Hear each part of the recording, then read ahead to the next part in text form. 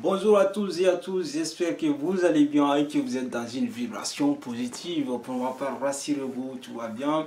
Je ne sais pas si vous vous souvenez, la vidéo dernière, nous avons parlé des foyers de résilience. Nous en avons parlé plus de trois, je pense, cognitive, émotionnelle et comportementale. Donc, je me suis dit que je vais développer la toute première partie qui est de la résilience cognitive. Comme je vous ai dit, hein, tout commence par là en fait. Je répète, hein, il n'y a pas de préparation physique sans préparation mentale en fait. Vous voyez, c'est pourquoi je me suis dit qu'il est indispensable de parler de cette première partie. Non seulement nous en avons déjà parlé, mais de développer en fait. Vous voyez.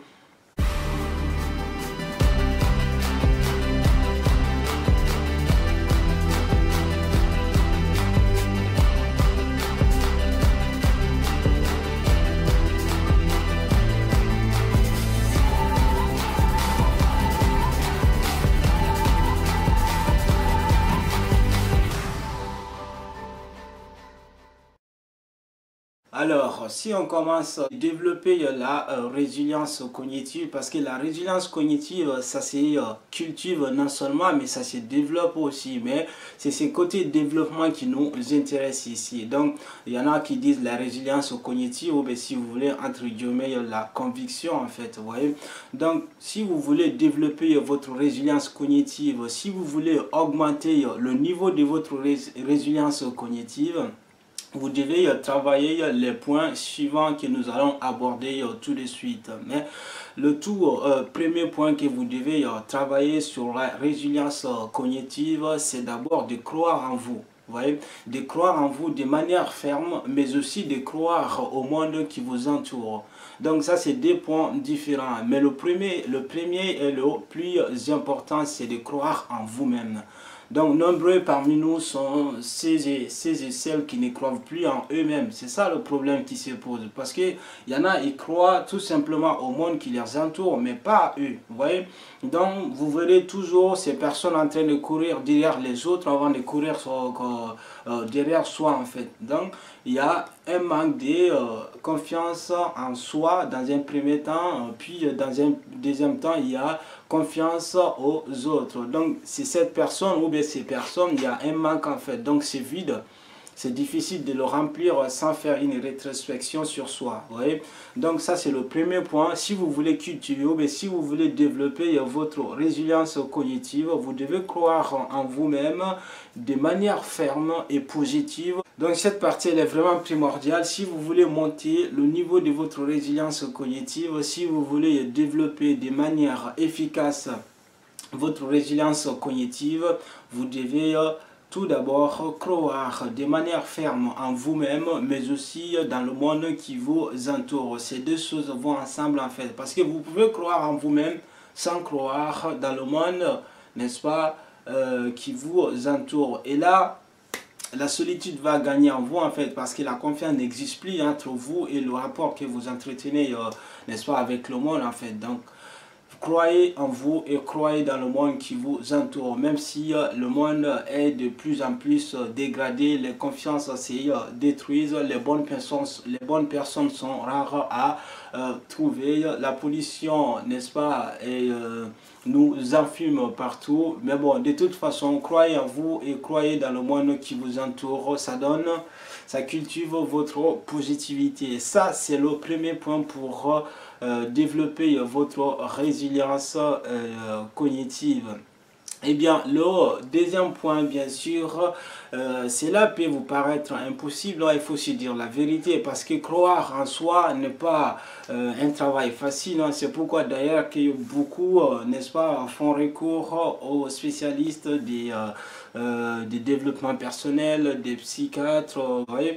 Donc les psychosociologues, si vous voulez, les comportementalistes, les psychologues en fait. Cette partie pourrait vous paraître impossible de croire croire en vous dans un premier temps et dans un deuxième temps de croire dans le monde, n'est-ce pas, qui vous entoure. Combien de fois vous avez été victime des trahisons, combien de fois vous avez été victime des maltraitances, combien de fois vous avez été victime des abus de confiance, vous voyez. Donc ça serait difficile pour certains de croire dans le monde qui les entoure en fait, vous voyez. Mais non, il y a une solution en fait, c'est pas fini, ça c'est pas la dernière solution, il y a une solution.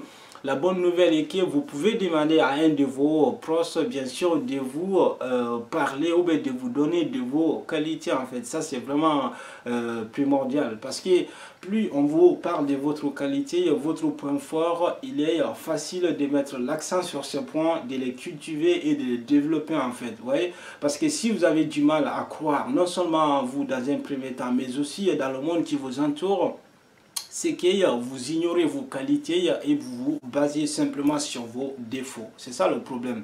Mais s'il y a quelqu'un, un membre de votre famille, mais un ami plus particulièrement qui peut vous parler de vos points forts, si vous voulez, vous pouvez les noter. Hein. Vous pouvez noter sur une feuille de vos points forts, de vos points forts, de vos capacités, etc. Cela va vous permettre de trouver la confiance en vous, de bien sûr faire confiance en vous-même, de croire en vous de manière ferme. Après avoir croire en vous, vous allez cette fois-ci croire dans le monde qui vous entoure, parce que la vérité est que vous ne pouvez pas croire au monde qui vous entoure sans avoir croire en vous-même. Tout commence par là, vous voyez. Donc la troisième partie, maintenant, après avoir demandé à un de vos proches de vous dire vos qualités, après avoir noté tout ça, la troisième partie, c'est de repousser les idées négatives, bien sûr, qui peuvent vous arriver pendant ce travail ou même après ce travail. Parce que les idées négatives s'accroissent à chacun de nous, vous voyez. Donc, vous ne pouvez pas en train de faire ce travail formidable qui est de noter vos qualités, qui est le fait de croire en soi de manière ferme, de croire dans le monde qui nous entoure. Si vous avez quelqu'un par les pensées négatives qui s'accrochent à vous, vous voyez, de façon systématique en fait. Donc ça c'est difficile, ce travail ça va pas aboutir. Donc c'est à vous de repousser les pensées négatives. Ou bien si vous pensez que c'est difficile de les repousser, essayez de les remplacer par l'air antonyme en fait, par l'air contraire. Donc ça va vous permettre bien sûr de cultiver votre résilience cognitive. Ça, c'est le troisième point. La quatrième partie et le dernier, bien sûr. Le spécialiste de la question souligne que ce travail, ça va pas être facile du tout. Parce que vous allez vous en douter en fait. Vous allez dire non, mais c'est pas possible. Vous aurez des arguments partout. Mais la bonne nouvelle est que votre moi positif vaincra votre moi négatif. Parce que après avoir parcouru toutes ces étapes, après avoir accompli toutes ces étapes par fini, c'est votre moi intérieur qui est positif quelque part. Parce que il est grand en fait, il est fort, il est plus fort que l'autre côté qui est du côté négatif. Donc c'est un travail dans le temps, mais par fini ça va vaincre votre côté négatif, vous voyez. Donc soyez-en sûrs, mais n'oubliez pas les premières étapes qui vont vous permettre d'en arriver jusqu'à la dernière. Vous aurez peut-être un peu d'argument, mais votre moi positif vaincra. Parce que, pourquoi il dit ça d'ailleurs? Parce que c'est prouvé dans la vie réelle, même si nous laissons de côté la science, dans la vie de tous les jours, dans la vie des personnes lambda comme nous, la vérité remporte sur le mensonge. L'amour remporte sur la haine. Vous voyez?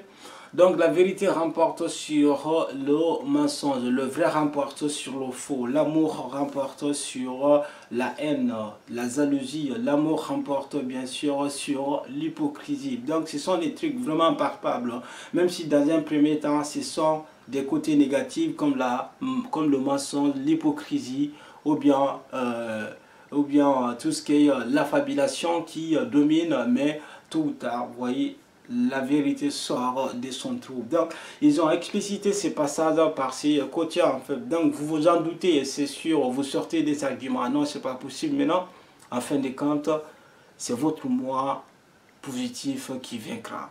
Alors, croyez en vous, croyez dans le monde qui vous entoure. Et ainsi, vous cultiverez votre eh bien, résilience cognitive, votre conviction vaincra.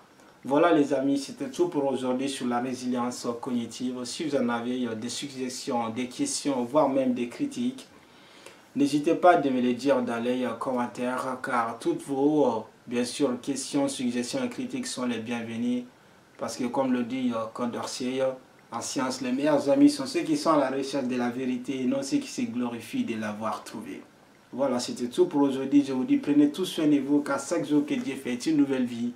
Prenez la vie du bon côté, prenez la vie en philosophe et je vous dis, one love et ciao ciao.